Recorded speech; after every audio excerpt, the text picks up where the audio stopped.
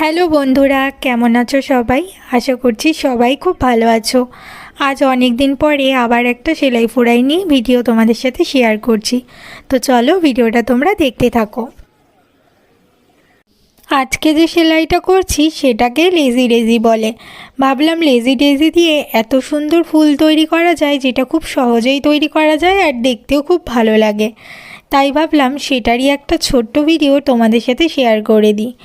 এটা করতে খুব একটা সময়ও লাগে না, আর জামা কিংবা রুমালে করলে দেখতেও বেশ ভালো লাগে, খুব তাড়াতাড়ি তৈরি হয়। আর এই সেলাইটা এতটা সহজ যে কেউ খুব তাড়াতাড়িভাবে শিখে নিতে পারবে, আর এটা দিয়ে খুব সুন্দর ডিজাইনও করা যায়। তাই ভাবলাম এটাই বরঞ্চ আজকে তোমাদের সাথে শেয়ার করি।